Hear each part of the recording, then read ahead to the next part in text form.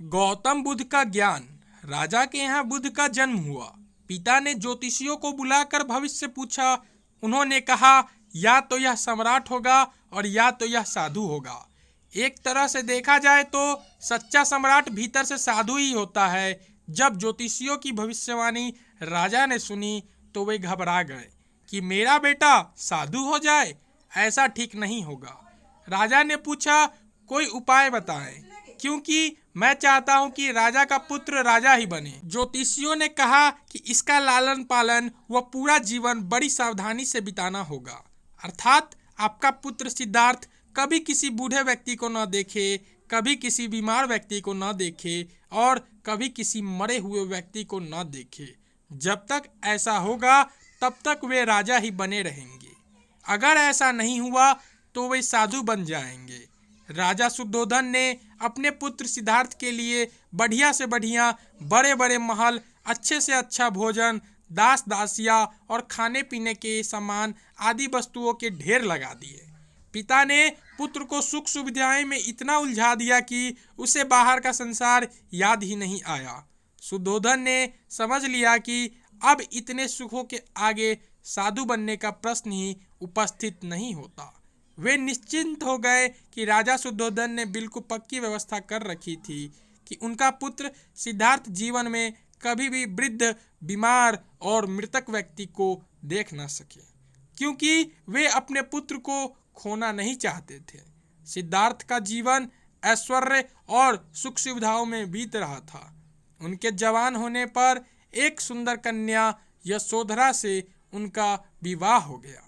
विवाह हो जाने पर शुद्धोधन की आधी चिंता मिट गई।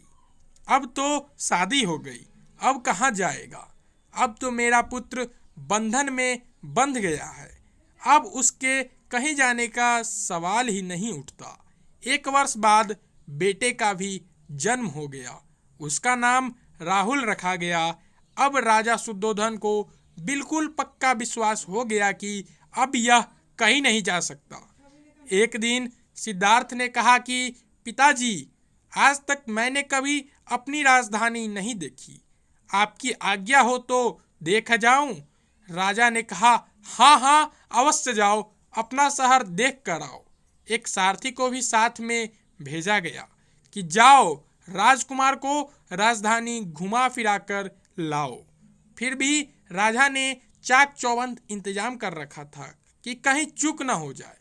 सिद्धार्थ के लिए राजधानी के प्रमुख मार्ग खूब सजाए गए थे, पर घूमते घूमते सिद्धार्थ ने थोड़ा उल्टा मार्ग ले लिया।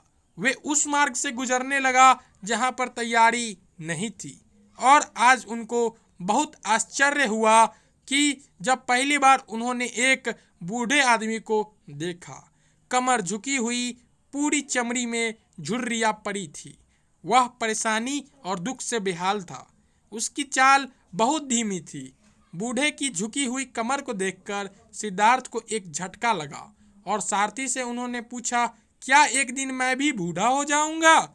सारथी ने कहा, हाँ राजकुमार, हर व्यक्ति के जीवन में 3 अवस्थाएं आती है, बचपन, जवानी और बुढ़ापा। एक दिन तुम भी बुढ़ापे की अवस्था में जाओगे। हे राजकुमार, यह संसार का नियम है। चाहे गरीब हो या अमीर, सबका शरीर शिथिल अर्थात बूढ़ा होता है। राजकुमार सोच में पड़ गया। सारथी ने रथ को आगे बढ़ाया तो कुछ दूरी पर एक बीमार व्यक्ति मिला, तो रोगों से घिरा हुआ था। उस पीड़ित व्यक्ति को देखकर राजकुमार के मन में बहुत ही दुख हुआ। राजकुमार ने पूछा, इसको क्या हुआ है? सारथी ने कहा, यह व्यक्ति बीमार है, इसलिए यह कराह रहा है। इस संसार में दुख और सुख दोनों हैं। यह अपने अपने भाग्य की बात है कि कोई दुखी है और कोई सुखी है। क्या मैं भी कभी बीमार हो सकता हूँ? सारथी ने कहा, आप यह विचार अभी छोड़ दे, समय बड़ा बलवान होता है। ये सारी बातें कर्मों पर निर्भर करती है। चाहे राजा हो या रंक, सुख दुख सब पर आते हैं। अगर शरीर में कोई रोग आना है तो वह आएगा। यह सब सुनकर राजकुमार सोच में पड़ गया।